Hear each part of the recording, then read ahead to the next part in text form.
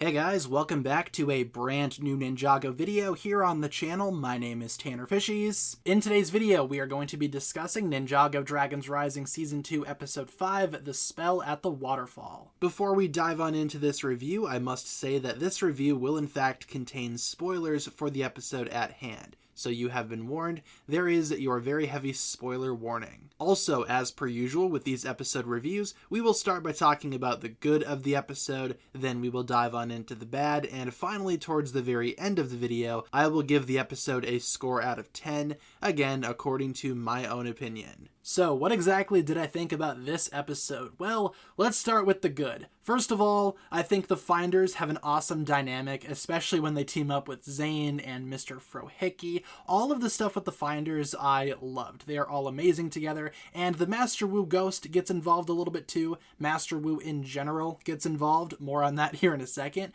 But Bonsel is an absolute standout in this episode. Essentially, it's revealed here that she is the physical form of an ancient spell, one that defeated the Forbidden Five before, and she's just so precious. I love her so much. She puts on a little puppet show explaining her origin, and I loved this sequence. It brought me back to the days of the 2D animated flashbacks and history lessons that Ninjago used to give us way back when. The story explains that the Dragon Masters actually defeated the Forbidden Five before. Bonsel was the spell that banished them, but now she just exists as a forgotten spell, and I can't help but feel bad for her. We also get the name drop of a new realm, the realm of Mysterium. I'm sure that will come into play later on. And also, speaking of the flashbacks, we actually have ourselves an awesome flashback featuring Master Wu and Bonsel in her spirit form. Wu is training at the Dragonstone Shrine, and he's so nice to Bonsel. Bonsel feels like she's forgotten, nobody cares about her, but Master Wu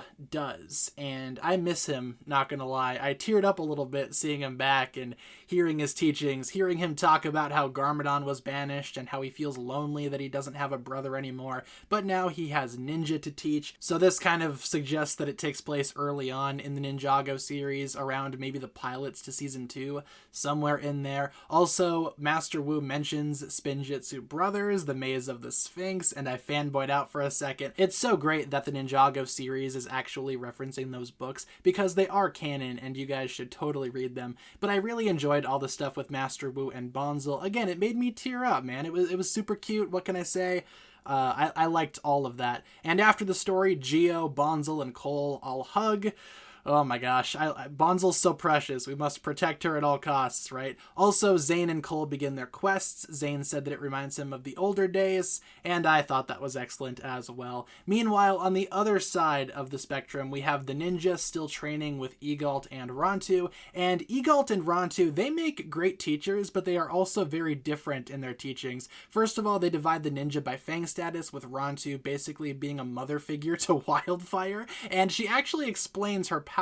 Heat is mentioned by name for the first time in this series, and Wildfire finally accepts that she is not a fire master. She is something else entirely. Also, Wildfire in this episode, amazing. I love the emotion that she felt with her not being able to train alongside the others, and her disguise when she tried to sneak back in was definitely something. Very Wildfire, very in character. And Ronu overall is training Sora and Ryu in Spinjitzu, and I love that Ryu is actually treated the same as the human characters. He's not just the dragon mascot, he is actually a ninja. Dragons can be ninja, and Ronu uses Spinjitzu to prove that point. The series is really going out of its way to show us that the original series for Ninjago really just scratched the surface of dragon potential. Meanwhile, Eal is training the ninja in the Rising Dragon technique, and Eal still maintains his strong, strict personality that we saw from the previous episode, and it's awesome seeing the original ninja train again alongside newcomers like Eren, showing that they still have more to learn as well.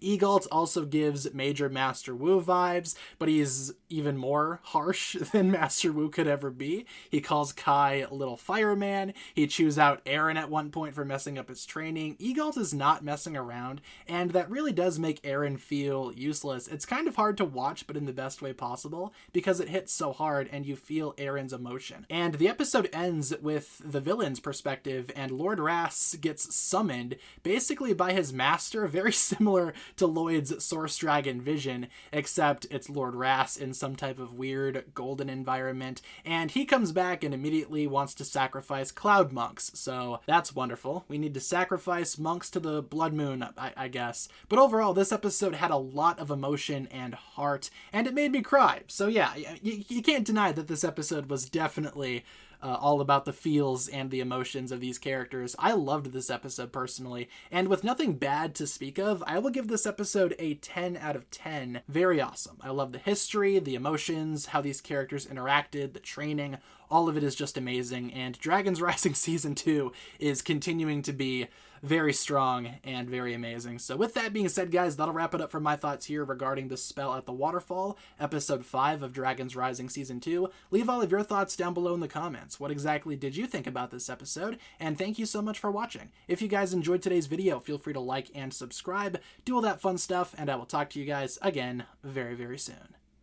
Peace.